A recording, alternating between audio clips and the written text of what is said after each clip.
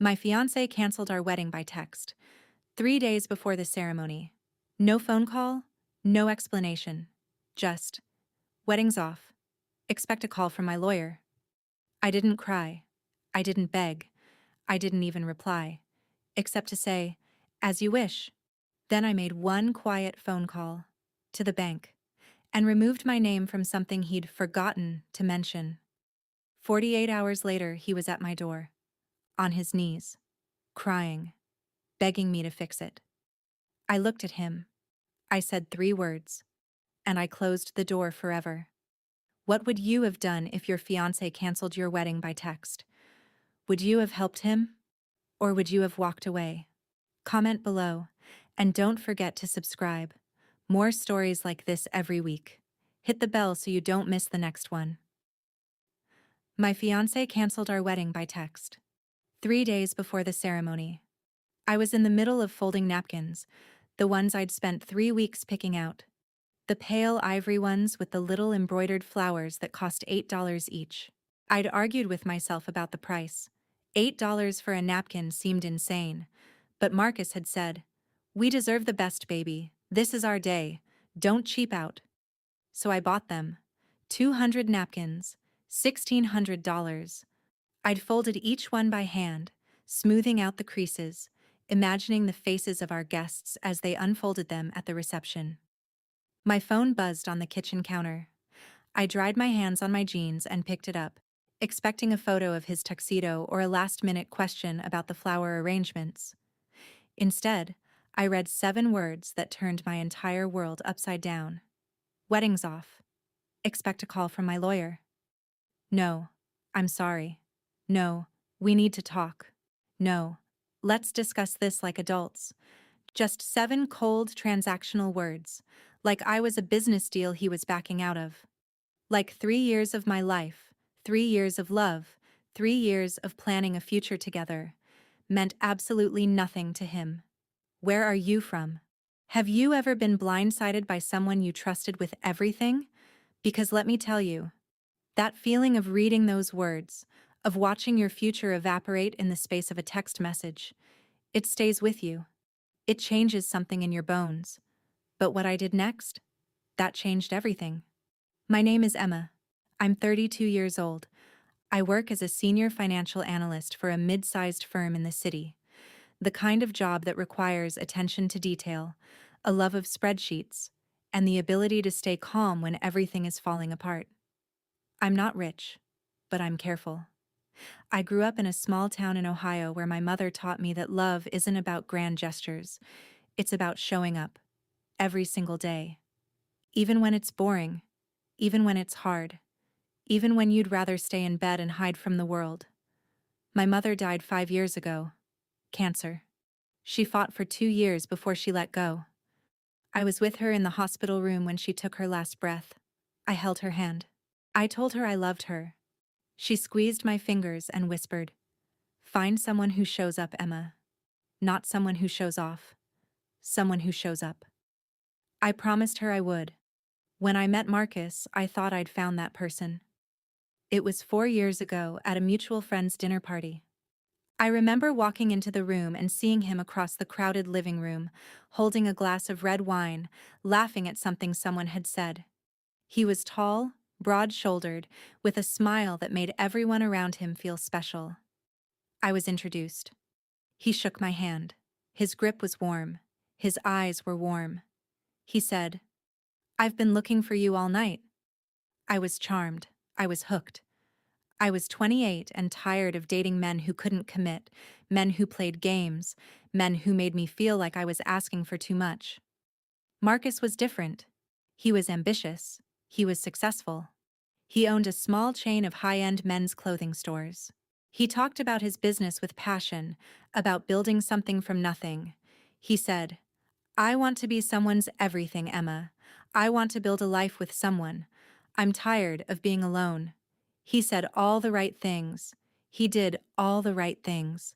He showed up at my apartment with flowers. He remembered my coffee order. He introduced me to his friends, his family, his business partners. He made me feel like I was the center of his universe. We dated for a year before he proposed. It was a cliché proposal. A fancy restaurant with a view of the city skyline. A waiter who brought champagne with a diamond ring on the tray. His mother and sister hiding behind a potted plant with their phones out, recording the whole thing. I said yes before he even finished the question. I said yes because I believed in us. I said yes because I thought I'd found my person. I said yes because my mother would have loved him. The way he made me laugh. The way he looked at me. The way he made me feel like I was enough. The first 2 years of our engagement were busy. Marcus was expanding his business, opening a third store in a trendy part of town, renovating the first 2 stores with new fixtures and lighting, hiring new staff. I was working full-time, but I helped him with the finances whenever I could. I'd stay up late with him. Spreadsheets spread across our kitchen table, color-coded and cross-referenced. He'd kiss my forehead and say, "I couldn't do this without you." He'd say, "You're my lucky charm." He'd say, "When we get married, everything will be ours. Everything I build, you helped build." I didn't realize how true that was. I also didn't realize he was lying to me. 6 months ago, Marcus came to me with a plan. He wanted to take out a large business loan, $250,000, to expand his flagship store. The bank would approve it, he said. The numbers looked great. The store was growing, he said. The new location was perfect. He needed the capital to make it happen. He showed me spreadsheets. He showed me projections. He showed me graphs and charts and everything that looked legitimate. But he needed a cosigner. "Just a formality," he said. "The bank trusts me. They've worked with me before. But they want someone else on the line, just in case. It's standard procedure for loans this size." He said it so casually, so confidently, like it was nothing. I trusted him. He was my fiance. We were getting married in 3 months. We'd spent the last month looking at condos together. Luxury places in a new building downtown with floor-to-ceiling windows, marble countertops, heated bathroom floors, and the kind of kitchens you see in architectural magazines. He'd insisted on the best. "We deserve it," he'd said. "We're starting a life together. We should start it in style. We should make everyone jealous." I'd laughed. I'd agreed. I'd let myself dream about our future. I signed the loan papers. I didn't read them as carefully as I should have. I was tired from work, distracted by wedding planning, excited about our future. My mother always told me to read the fine print. The devil is in the details, Emma. But I didn't listen.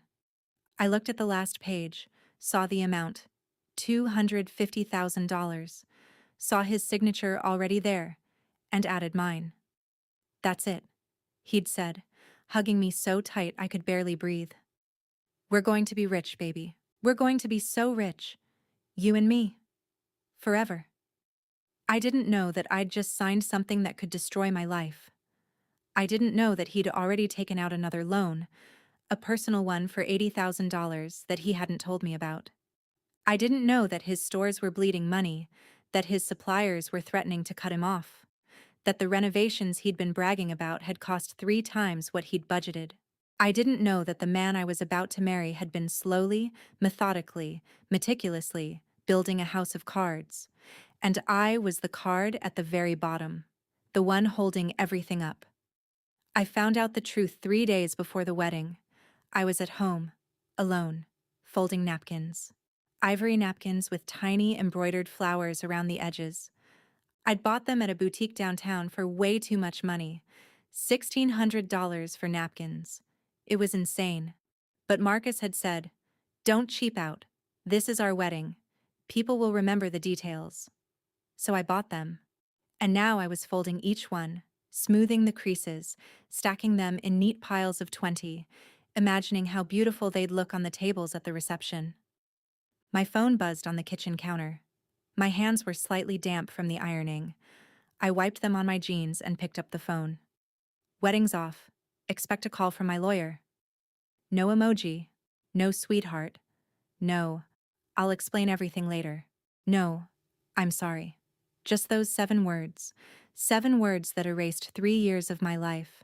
7 words that made me question every single moment we'd shared, every kiss, every late-night conversation, every promise he'd ever made. 7 words that turned my dream wedding into a nightmare. I stared at the screen for a full minute, maybe 2. I read the message again and again. The words didn't change. They stayed there, cold and final, like a door slamming shut. I thought about calling him. I thought about screaming, begging, demanding an explanation. I thought about driving to his apartment and banging on his door until he answered. I thought about crying, falling apart, letting myself feel the pain of being abandoned 3 days before my wedding. I didn't do any of those things. Something inside me went very, very cold. A switch flipped. A door closed. I sat down at the kitchen table, picked up the napkin I'd been folding, smoothed it out one more time, and placed it carefully on the pile. My hands weren't shaking. My heart wasn't racing. I was a stranger to myself in that moment. Someone I didn't recognize. Someone cold. Someone calculating. Someone who wasn't going to let 3 years of love make her into a fool. Then I picked up my phone and typed 3 words. As you wish. That was it. No begging. No demands. No desperate, but I love you text. No, how could you do this to me message. Just 3 words that said more than 1,000 words ever could. 3 words that told him I was done. 3 words that would haunt him for the rest of his life. Then I made a decision. I didn't plan it. I didn't think about it. I just did it. I went into our shared study, the room we'd planned to turn into a nursery after the wedding, opened the file cabinet, and found the copy of the loan agreement. Marcus kept all his important documents there. I'd seen him file it away months ago. I pulled it out and started reading. Carefully this time. Every word, every clause, every line of fine print. The first page was standard, the usual legal boilerplate. The second page was standard, definitions and terms. The third page listed the amount, $250,000, and the interest rate. The fourth page listed my name as the co-signer. The fifth page had an acceleration clause. If either of us defaulted, the bank could demand full repayment immediately. If either of us filed for bankruptcy, the co-signer was responsible for the full amount. I was responsible for everything, every single penny. If Marcus defaulted, if his business tanked, they'd come after me. My savings, my house, my credit score, my retirement fund. Everything I'd worked for my entire adult life would be gone. But here's the thing I almost missed. There was another clause. Small, almost invisible. Tucked away in paragraph 17, subsection C, printed in a font so tiny I had to squint to read it. It said, "Co-signer may withdraw their guarantee at any time before the primary borrower's default, provided they submit written notice to the lender and the primary borrower acknowledges receipt in writing within 10 business days." I could withdraw my name. I could walk away. I could save myself. As long as Marcus didn't default first. As long as I did it before he missed a payment. I looked at the date. The next payment was due in 4 days. I still had time. I looked at the clock. It was 3:15 in the afternoon. The bank closed at 5. I had 1 hour and 45 minutes to save my own life. I didn't call Marcus. I didn't text him. I didn't ask him what he'd done, why he'd done it, how he could throw away everything we'd built together. I just grabbed my keys, my purse, and the loan agreement. I drove to the bank. I didn't cry in the car. I didn't scream at the radio. I just drove, calmly, steadily, like I was driving to the grocery store. The teller at the bank recognized me. "Emma, how's the wedding planning going? I heard you're getting married this weekend." I smiled. It was a plastic smile, one I'd perfected over years of dealing with difficult clients at work. "Can I speak to someone about a loan modification?" I asked. My voice was calm, flat, professional. "It's urgent." They sent me to a small office in the back. A loan officer named Jessica, a woman in her late 40s with kind eyes and a business card on her desk, looked at my account. She pulled up the loan. She asked why I was withdrawing my name from the guarantee. I said, Change of circumstances. Personal reasons. I need to remove my name from this loan immediately. Jessica looked at the files. She scrolled through the documents on her computer. She frowned. You know, Emma, if you withdraw, he'll have to cover the full amount on his own. His debt-to-income ratio might not support it. The bank might call in the entire loan. He could lose his business. I smiled again. That sounds like a problem for him, not for me. She paused. I could see her weighing her options. She was supposed to give financial advice. She was supposed to warn clients about the consequences. But she also had a legal obligation to follow my instructions. Are you sure about this, Emma? Once you sign, there's no going back. He'll need to reapply on his own. I've never been more sure about anything in my life, I said. She nodded slowly. She printed out the paperwork. I read every single word, because I wasn't going to make that mistake again. Then I signed. My hand wasn't shaking. My voice wasn't cracking. I was ice.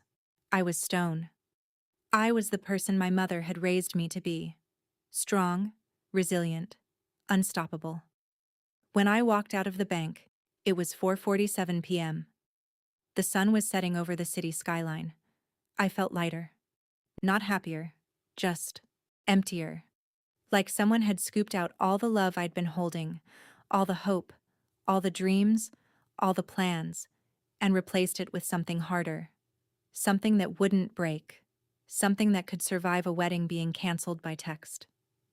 I drove home. I made tea. I finished folding the napkins, all 200 of them. I packed his things into a box, the suit he'd left in the closet, the expensive cologne he'd bought on a trip to Milan, the watch I'd saved 6 months to buy for his birthday.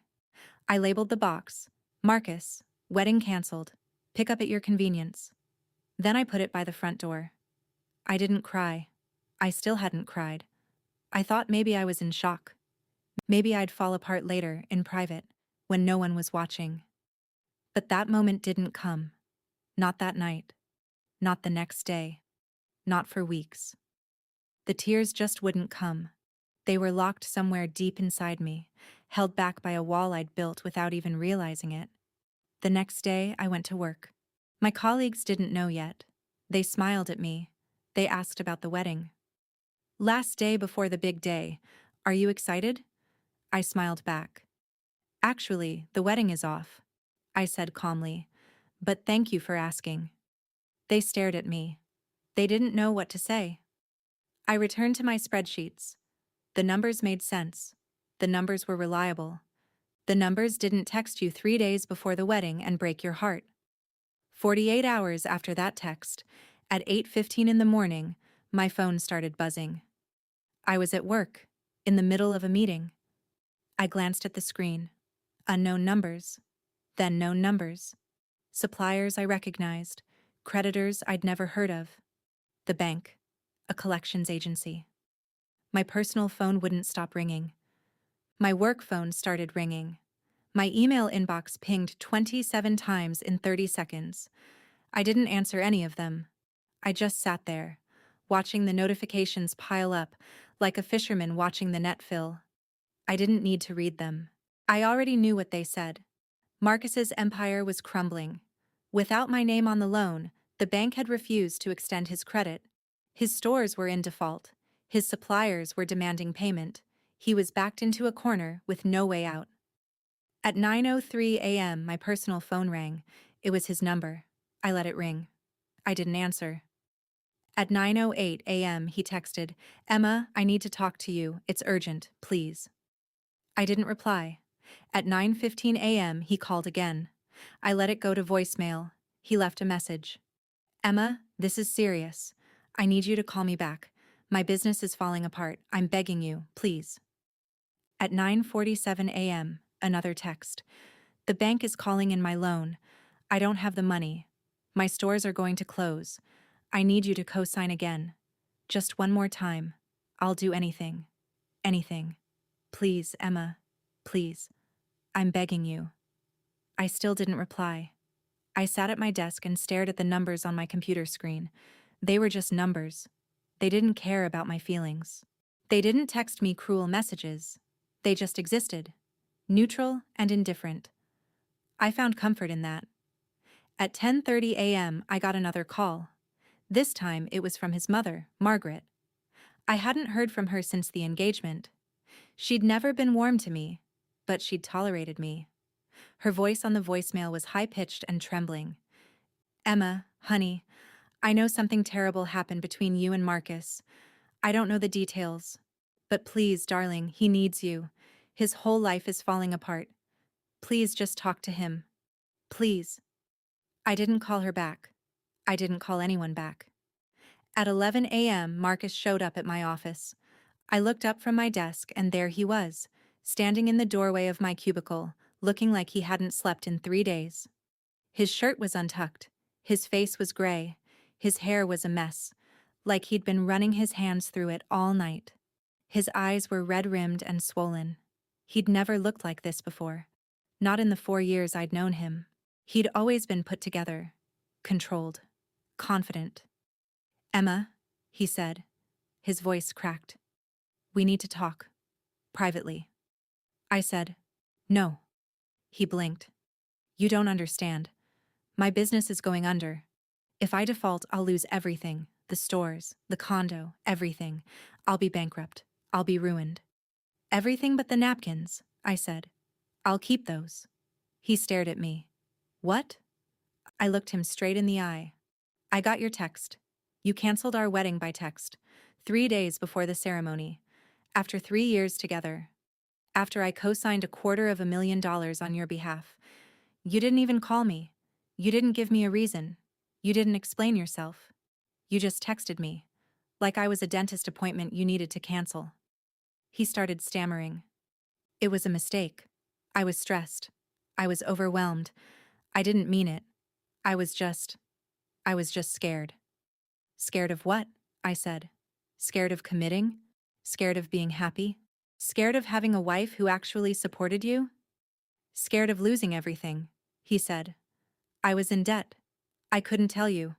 The business was failing. I didn't know what to do. I thought if I canceled the wedding, I don't know. I could figure it out. I thought I could protect you." "Protect me?" I laughed. It was a bitter, hollow laugh. "You didn't protect me. You left me holding the bag. You let me co-sign a loan I didn't know anything about. You let me plan a wedding I didn't know was a lie.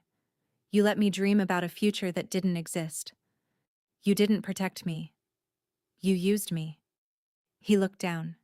His shoulders were shaking. "Emma, please. I need your help. Just this one thing. I'll find another co-signer. I just need time. The bank won't give me time without your signature. Please. I'm begging you. I'll do anything." I leaned back in my chair. "What did you spend the money on?" I asked. My voice was flat, emotionless. He shifted uncomfortably. "Expansion. Renovations. Inventory. The usual business expenses." "Lies," I said. "I saw the account statements. I went through them last night. You bought a boat. A brand new boat. $40,000. You bought a vacation house in the mountains. $120,000. You took your friends on a trip to Cancun. $12,000. You bought your mother a new car. $35,000. You didn't put any of it into the stores. You let the inventory sit on the shelves. You let the suppliers go unpaid. You were living a lie, Marcus, and you wanted me to be part of it." His face turned white. "How do you know about the house?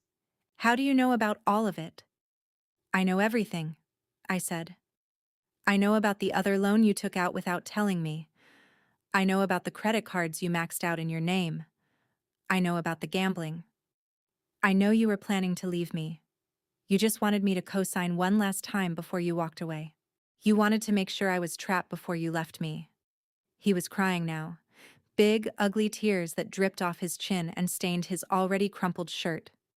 "I'm sorry," he sobbed. "I'm so sorry. I made a mistake. I was stupid. I was desperate. Please, Emma. I'll do anything. I'll sign over everything. The stores, the house, the boat. I'll give it all to you. Just sign the loan again. Please. Please." I can't lose everything. I can't start over from nothing. Please. I looked at him.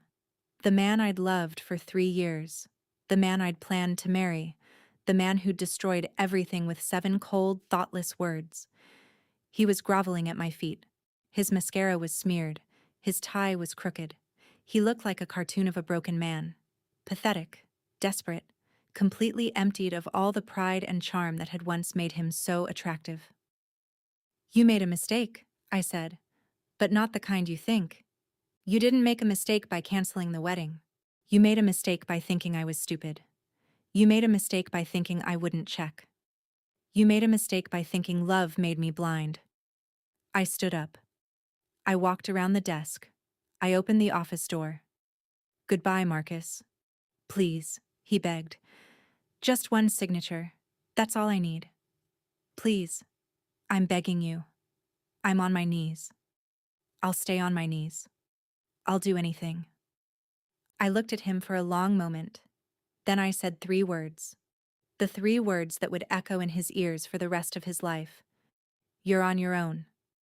And I closed the door. For a moment I felt something. Something that almost looked like pity. He was on his knees. He was broken. He was the man I'd loved. And I was walking away. But then I remembered the napkins. The $1,600 napkins I'd folded by hand. I remembered the text. The 7 words that had erased my future. I remembered the loan I'd almost lost everything for. And I didn't feel sorry for him anymore. I went back to my desk. I opened my spreadsheets. I worked for the rest of the day without saying a word to anyone. His stores closed 2 months later. The bank seized the boat and the mountain house. He filed for personal bankruptcy. He moved back into his mother's basement. I heard about it through mutual friends, people who'd come to our engagement party, people who'd RSVP'd to the wedding, people who'd sent us gifts that we'd never opened. Did you hear about Marcus? They'd ask. He lost everything. Good, I'd say. And I'd change the subject. I found out later that he'd been engaged before. 3 years before he met me. She was a woman named Laura. He'd done the same thing to her. Gotten her to co-sign a loan, gotten her to plan a wedding, then disappeared at the last minute. She'd been left with $20,000 of debt and a box of wedding invitations she couldn't use. She'd come forward when she heard about my story. She called me. We talked for 3 hours. He told me he loved me, she said. He told me I was the one. He did the same thing to you. He'll do it to someone else. He's a pattern. He's not a person. He's a pattern. I told her I was sorry. She told me she was sorry too. We laughed about it. A bitter, hollow laugh. Because what else could we do? We were victims of the same con artist. We were the ones who'd trusted too much and read too little. But we'd survived. We were survivors. I kept the napkins. I used them at dinner parties. My friends would ask, "Where did you get these? They're gorgeous." I'd smile and say, "A wedding that never happened." They'd look confused. I'd change the subject. The napkins were my little reminder of what I'd survived, a souvenir from the worst week of my life, transformed into something beautiful. I started dating again. Slowly, carefully. I met a man named Daniel at a friend's birthday party. He's quiet. He's kind. He's a high school math teacher, which is somehow the most attractive thing about him. He shows up when he says he's going to show up. He calls when he says he's going to call. He remembers my coffee order and he doesn't play games. He's the opposite of Marcus in every way. We've been dating for a year. He proposed last month, not in a fancy restaurant with a diamond ring and a waiter with champagne, but in my kitchen, while I was making pasta. He got down on one knee in front of the stove. He said, "Emma, I know I'm not flashy. I know I'm not rich. But I show up. I'll always show up. And I'll never cancel anything by text. Will you marry me?" I laughed. I cried. I said yes. We're planning a small wedding. Maybe 50 people. It won't be in a fancy venue. It'll be in a friend's backyard. There will be no $200 napkins. There will be paper plates and plastic cups and laughter and love. And when Daniel looks at me, I'll know he sees me. Not a cosigner, not a safety net. Just me. Emma. Last week, I ran into Marcus at a coffee shop near my office. He looked terrible. Hollow-eyed, hunched, defeated. He was wearing a cheap suit that didn't fit. He was ordering black coffee because he couldn't afford anything with milk and sugar. He saw me. He walked over to my table. His voice was quiet. Broken. Emma, he said. I just want you to know. I'm sorry. For everything. I was a fool. I didn't deserve you. I didn't deserve anyone. I looked at him. The man who'd broken my heart. The man who'd made me stronger. The man who'd taught me that love isn't about grand gestures. It's about integrity. It's about showing up. It's about not treating people like they're disposable. I forgave you a long time ago, I said. Not because you deserved it, because I deserved peace. He nodded. He turned and walked away. A ghost of a man, a shadow of the person he used to be. I watched him go. I didn't feel angry. I didn't feel sad. I just felt nothing. He was a stranger now. A cautionary tale. A chapter in my life I'd already finished reading. I finished my coffee. I went back to work. I kissed Daniel that night and told him I loved him. I slept peacefully for the first time in years, because I'd learned something valuable. Something my mother had tried to teach me. You don't have to be the best. You don't have to have the fanciest wedding or the most expensive napkins. You just have to show up. For yourself. For the people who love you. For the people who deserve it. And you never, ever sign anything without reading the fine print. What would you have done if you'd been in my shoes? Would you have signed the loan again? Would you have helped him? Or would you have walked away and let him face the consequences of his own lies? Comment below. If you made it this far, hit subscribe. Because karma always comes with a receipt.